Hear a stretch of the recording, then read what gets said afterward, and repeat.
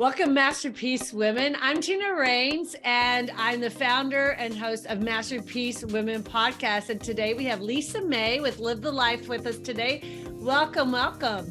Thank you. I'm delighted to be here, Tina. So we're excited to have you in so many reasons. I've heard your story, or at least parts of it, and I just I think the one thing that stuck with me, Lisa, about you, there's so many valuable pieces, but the aha moment that I had when I heard your story the first time was, wow, what an overcomer. You had some tough times and walked through a season of your life that wasn't so easy. And now you're thriving, you're building this incredible ministry, Live the Life, you're impacting families in the community around us. And so I would love for you to share a little bit about your story and who you are, and let our audience get to know you, because you're pretty amazing. Oh, well, I appreciate that. I really do. But amazing is probably an overstatement, but I'll take it. Basically, I believe God's call in our life generally is at our place of greatest pain. And I was raised in a Christian home. I had a mother and father that had a healthy marriage. Respect for each other and the way they communicated, respect for us as children, and the way they managed our relationship. And I met the love of my life when I was in college.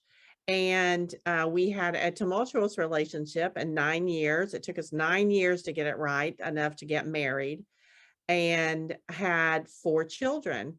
Well, into my marriage, 15 years, my husband came up with a lump on the side of his neck. Initially, we thought it was nothing, and it turned out to be melanoma. And in 11 months, God took him to be with him. And at that point in my life, I trusted God. I believed in God. But I had no idea of the magnitude of what life was going to look like thereafter. I believed that because of my relationship with God, that he was going to care for me. He would be my husband. He would be the father of my children. And he did all those things. But the reality is that very often our journey with God is challenging, and growth comes with stretching and generally with pain. And he took me finding myself to be a widow of a 4-year-old, a 5-year-old, a 9-year-old, and a 14-year-old. And he brought me to places that I never thought I would be before. I had new titles. I was a widow. I was 40. I was a single parent. Lots of new identities for me, who I was. I envisioned that I was going to grow old with him. We were going to live in the same house. We were going to live in the same community. We were going to worship at the same church, and our friend group was going to be the same. And all of a sudden, here I am, and none of that is true anymore. My husband was mindful in that he cared well for us, and that I didn't have to go to work immediately. But it didn't change the challenges of being a single parent. So it was really out of trying to be a single parent and realizing, although I loved my husband deeply, the magnitude that a man plays in the life of a family, that drove me to begin service with Live the Life. I love that. And I know, having been a single mother for years and years and years, it's not an easy journey. Even when I was a business owner, so thank goodness I was able to provide for myself and such as you were. But I know a lot of the moms listening today may be trying to do it all and not in the position that we're had the opportunity to be in, and have even greater struggles. Singleness is challenging anyhow. Single moms is particularly challenging. But what I learned in my journey is it's not just challenging for the caregiver, the mom or the dad or whomever. It's just as challenging for the kids. Oh my goodness. I think so. I think I look back, now I have the youngest one out to college, and I look back at the difficulties that they did undergo because of the single parenting. And, I emphasize to my kids all the time, they're married, like, work on it. As a matter of fact, we coach another ministry as well. Well, we don't coach, we facilitate at an event. And I'm always encouraging my kids, you need to come. You guys need to make sure you work on your relationships and keep them healthy. And so one of the things I love about your program, Lisa, and not to, make it a promo about Live the Life, but I do believe this.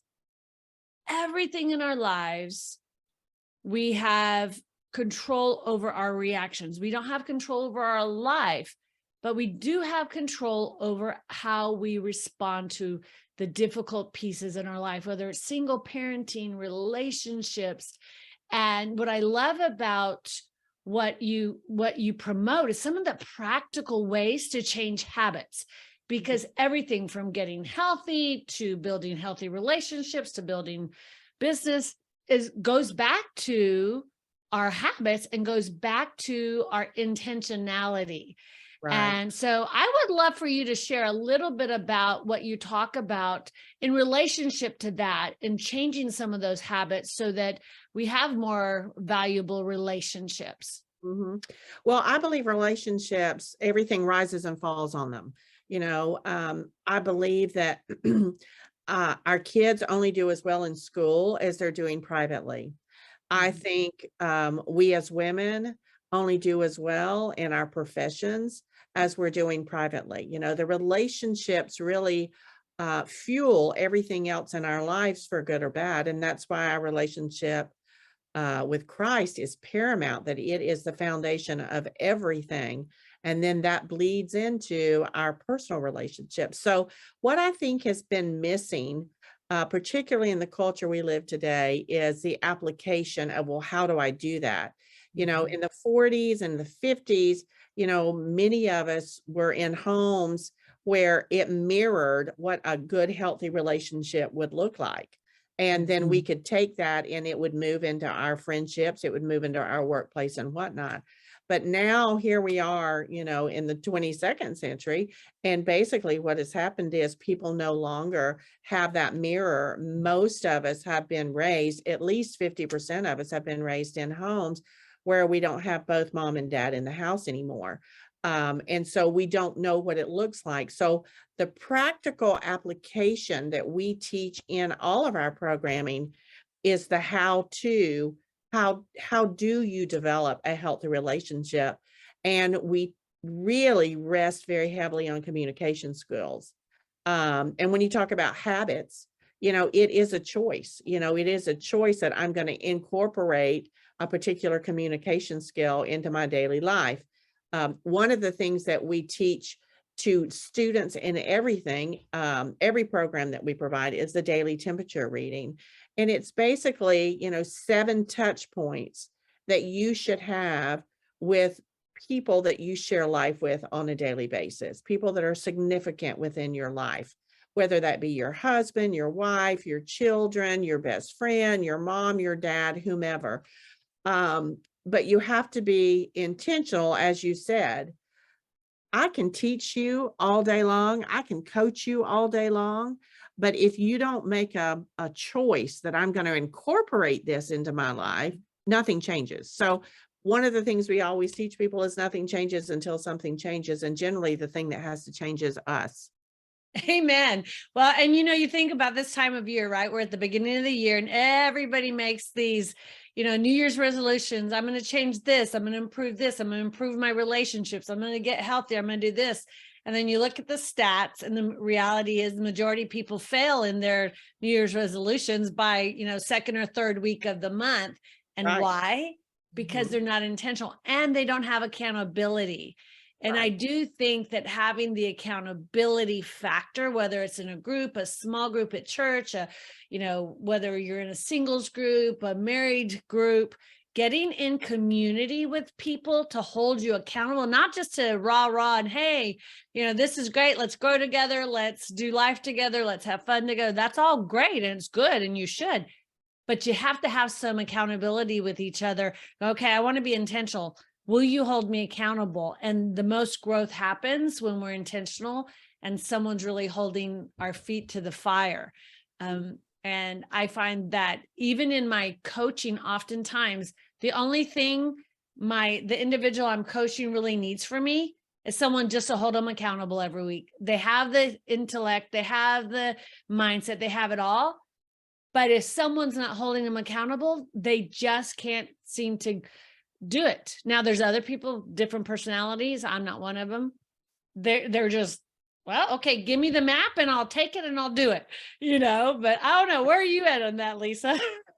Well, I'm You like seem like that kind of person. Give me the map and I'll just go do it. well, I mean, everybody else, some things that are easy, yeah, give me the map and I'll go do it. When I'm more challenged, I need accountability, Yes. But each year, I always resolve to do something. I'm not one of those people, I don't make a list of 10 things that I'm going to do differently this year or goals. But I do always have at least 2 or 3 things. And this year, my resolution is that I was really resolve to be grateful. Mm. And one of the skills that we teach with the daily temperature reading, the first point is about expressing appreciation to the people that you live with. Because when we express appreciation, it changes us. I believe that's why God tells us to count our blessings, because when we're really looking at the things that we have to be grateful for, that we have to be appreciative for, it changes our attitude. It changes how we relate to other people. It affects us physiologically, in so many ways. Oh my goodness. And so, yeah, appreciation and gratefulness for me is my big resolution this year. And that's like, Mm. it's the first touch point that we teach in our school setting, and what we teach with even in the marketplace, and what we teach marriages is how do I express appreciation and why do I need to do it? I love, love, love that, because gratitude changes everything. One time when I went, actually, because I was speaking in front of thousands of people and I really want to get on the top of my game. So I went to the John Maxwell coaching and speaking course. Right. And they had a scientist that was actually speaking, or a doctor that was sharing. And this is in the actual speaking class. He says, if you get up on stage and you are nervous about anything, all of a sudden you're tongue tied, you lose your confidence, whatever. If you will look around and you will look at the beautiful colors, you'll look at the people around you and just start thinking about the things that you're grateful. I'm so grateful for the beautiful orange in that blouse.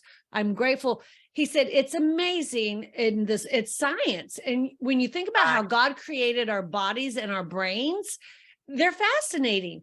Your body starts secreting endorphins Right. when you're in a place of gratitude. Right. And so it has so many positive effects on you personally and your mental, state. It's amazing what gratitude will do. As a matter of fact, it's funny you say that. Look what I bought for the year. I bought a 52-week gratitude journal so that every day I could just sit and write what I was grateful for this year. That was one of my goals as well. As I want to be more grateful, because I do believe that if we'll stay in that place, and I know even you'll get this, my husband, he's a gem, he's just a sweetheart, but he's still a husband. So there's times when he'll drive me crazy and I'm like, oh Lord.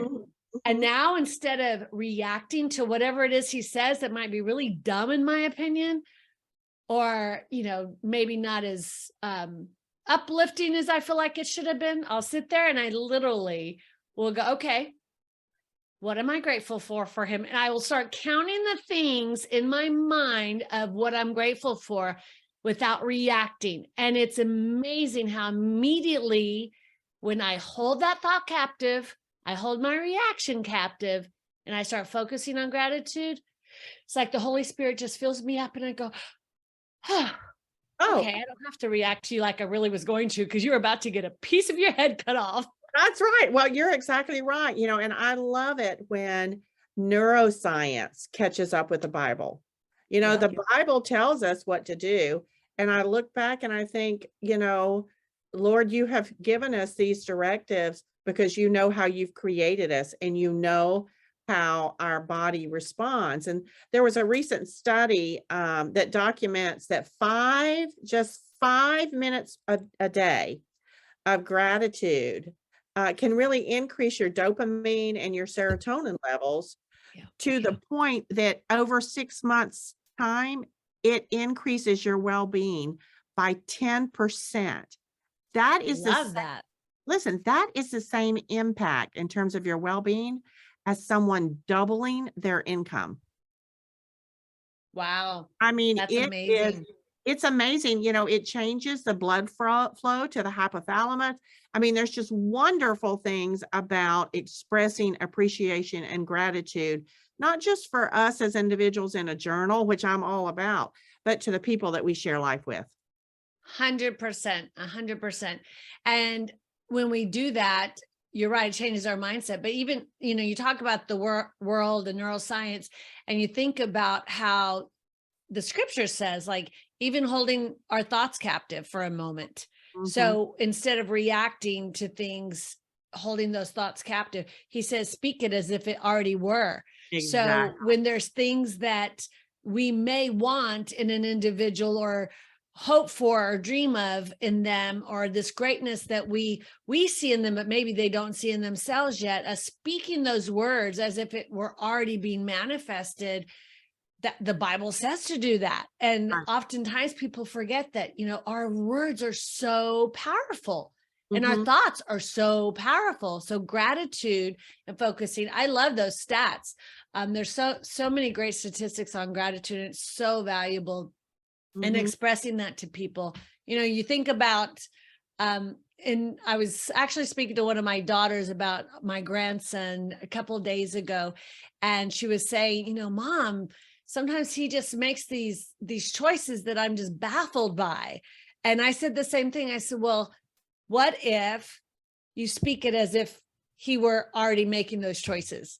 Mm. And I remember reading a book when I was raising my son as a single mom that was about raising a son, and it was talking about how boys just need to feel respected. Right. And it's very similar to the Love and Respect book, right? Right. Yes. Young boys just need to feel respected. Young girls need to feel loved. How do we do that and really manifest that with our children and make sure that they feel loved, they feel respected, they feel valued, all those things that they need to feel, but yet have boundaries? Right. Absolutely. I would agree. And I think we take for granted that people know we appreciate them or that we're grateful for them. I mean, people that don't really need to hear lots of words of appreciation typically don't express it. And I was one of those people, in my marriage, when I go back and make an assessment of what my emotional needs were, I assumed that my husband appreciated me. He would thank me, he would thank me for preparing a meal, he'd thank me about the laundry, whatever. But I assumed he knew that I appreciated him. And what wound up happening is I didn't say it very often until one day he said to me, "You don't appreciate anything that I do for our family." Well, you could have really knocked me over with a feather because really in my heart I did, but I didn't give it voice. I Mm. didn't say it. And we take for granted that people, even people that we have in the workplace, that of course they know we appreciate them, especially if you're a business owner because you've hired them. Okay, you pay them, but people still need to hear those words of appreciation and gratitude for what those people bring to your business, what they bring to you in a way of friendship. And we need to be intentional about giving it voice. Say it. 100%, 100%. And, you know, we were talking earlier, one of the other leaders and I talking about in the corporate world, especially, there's so much opportunity for serving people. And even as Christians, our heartbeat at Masterpiece Women is impact the world for Christ. I mean, we're unapologetic about it. We want to impact the marketplace. That is our vision and our purpose in the world. And we have such an opportunity as business people, business leaders have such an opportunity if they will take those same values, very much of what we teach in Life Work Leadership, right? What we coach on for that in our 9-month program is how do we take those and we emulate them, not just in our own personal relationships and teach people how to have healthy one-on-one relationships, but take those same practices to work, because oftentimes what happens is this person at home and the person at work are two different pictures, Right. Most often, not very right? often, most often. They are. So we need to put more emphasis on how do you truly take that into the marketplace and make a huge impact. I would agree. We need to teach people how to love well. So one of the sayings that I heard this morning, and I thought, okay, it's her saying for the year. She stole it from somebody else. I'm like, I think I need to um, steal it too. Is just love to love. And I went, love to love. It's so simple, but Mhm. yet so profound. We Right. want to love, not for any other reason. We just want to love to just love Mhm. without any expectation.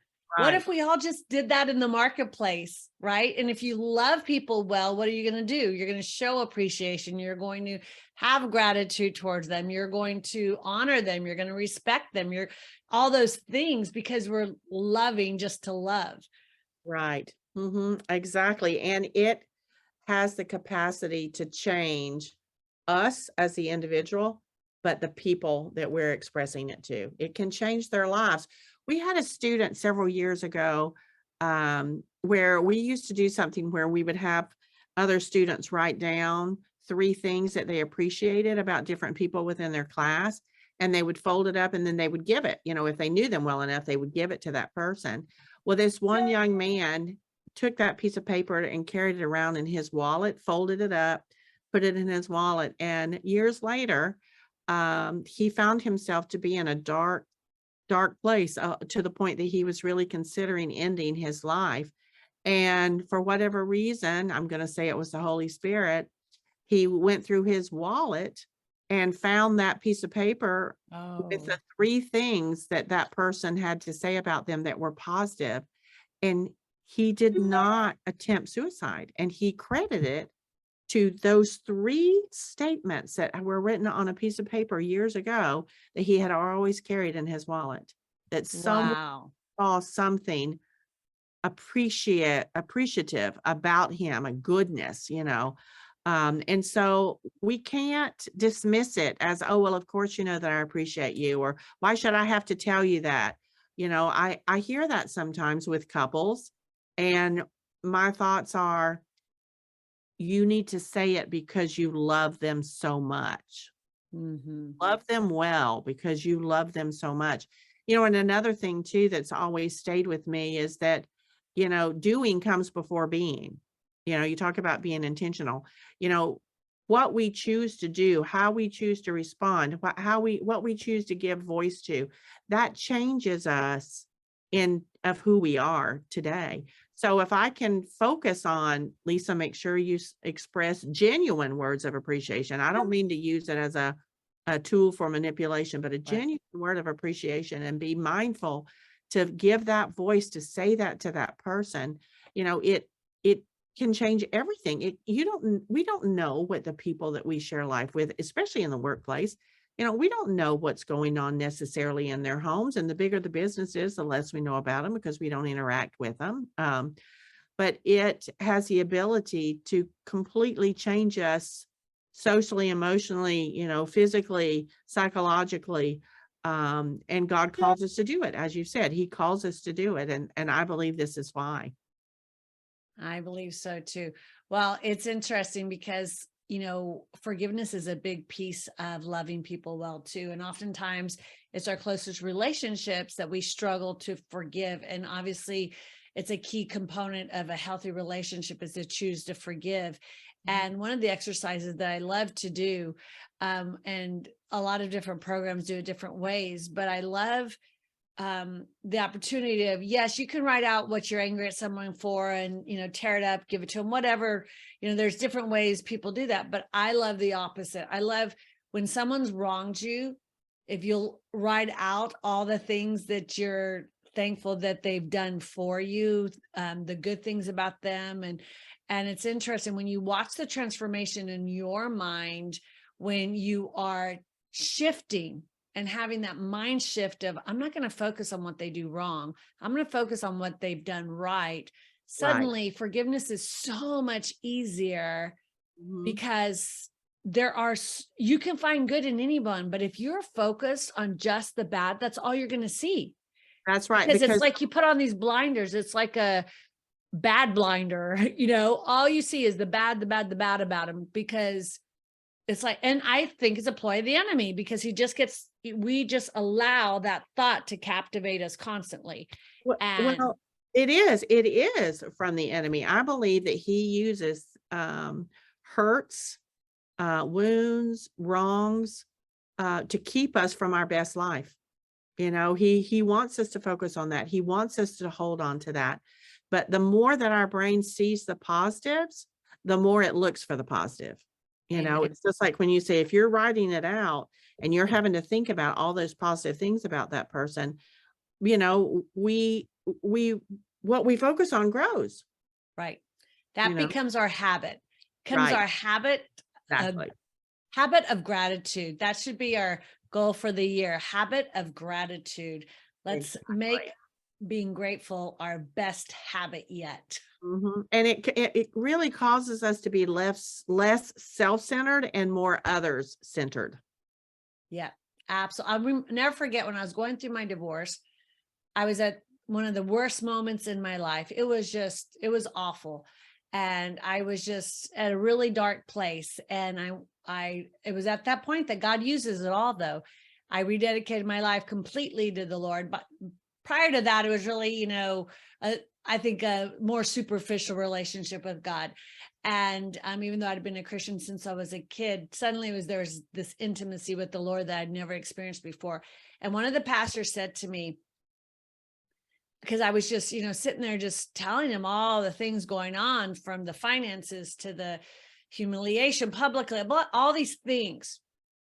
And he goes, Tina, I'm going to encourage you, go serve. I'm like, what do I have to give?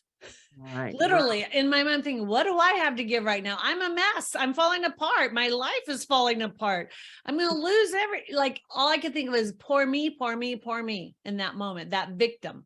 Mhm. And when he said that, I'm like, okay. So I volunteered for the singles, ended up leading the singles at Calvary at the church in Fort Lauderdale for years.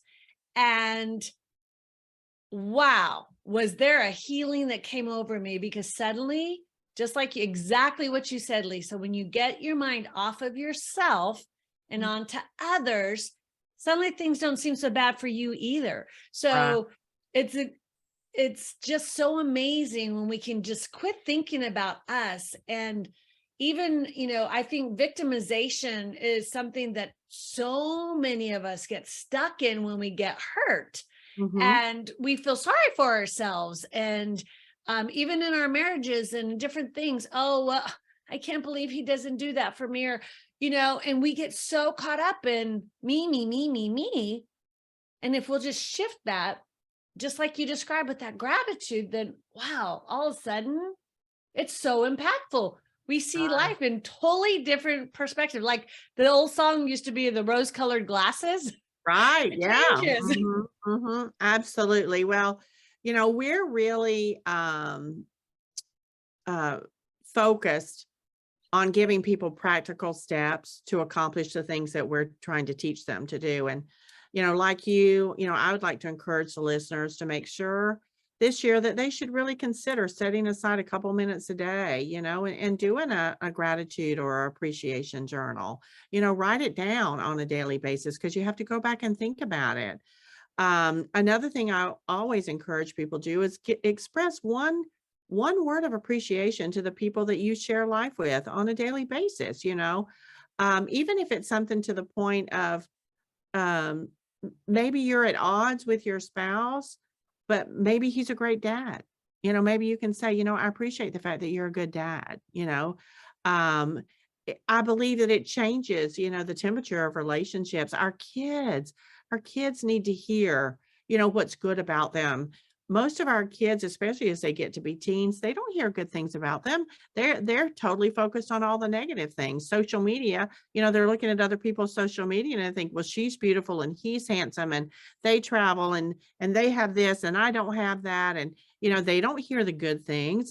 If they don't make good grades, they're not hearing good things from their teachers, or their classmates. And the other thing that I think is really key is that we should stop 5 times a day and for 5 seconds, think about the positive things of our spouse if we're married, okay? Or the positive things about our parents, or the positive things of our kids, because generally the way we think about people during the day will affect how we treat them at night. Mm, Like if you're, yes. yeah, 5 times a day for 5 seconds. If you're married, think about the positive things for 5 times a day for 5 seconds about your spouse, and it will change the way you treat them when you get home. I love that. That's great advice, Lise. I love Well, that. it really, that neuroscience is a real thing, It is. It It is. I is. love it. Dr. Carolyn Lease, one of my favorite. Oh, crazy about her. Yes. Don't you love her? Like, I'm like, I can't get enough of her. Like, Right. it's amazing when you connect the science, and I'm a nurse, so I'm a little nerdy that way anyway about science, but when you connect the science with, like you said, the Bible, it goes together. God created us so amazingly. So it is awesome. So Right. Lisa, our time is almost up. I know you have done a lot of things. You've pioneered ministries. You've been pioneering this one in our community, doing an amazing job. What would you offer as advice to women who are leading an initiative? What would be like that one takeaway that they could go away with? I'm thinking it might have been gratitude, but maybe one other that would help them as leaders of their organizations. Mhm. I believe that everyone should invest in at least one relationship education class a year, whether you're single, married, a student, whatever that might be, because we have a tendency to think that this is something that just evolves and that we should naturally know how to do it. Because, like I said, everything rises and falls on the relationships. Our workplace rises and falls on the well-being of the people that we share life with and our own well-being. So mine would be invest in some type of relationship education class, workshop, seminar, or whatever it might be, at least one time a year. I love that. Well, and ladies, for those of you listening, January 28th, we have our Thrive Conference. Lisa is going to be sharing about having healthy relationships, thriving in relationships. And we have multiple other wonderful guest speakers that are going to be sharing about thriving in your personal, your professional, your spiritual walks. So you do not want to miss it. January 28th from 9 a.m. to 4 p.m. And if you have a business, there's opportunity for sponsorship. There's opportunity to have a vendor table. Come and see us, join us, have a blast. Dee Dee Lomanek is going to be our we're going to be having fun all day. We're going to be giggling all day. Yeah, she's great. She is. So don't miss it. So Lisa, thank you for joining us. It's been so much fun being with you. I always love being around you. You're just a wealth of knowledge, and I just love your heart. So thank you so much for joining us today. Thank you, Tina. I appreciate you leading the way for all of us. We're grateful to you. I am so blessed. Thank you, love. All righty. Take care. See you on the 28th. Or the See you 25th. guys on the 28th.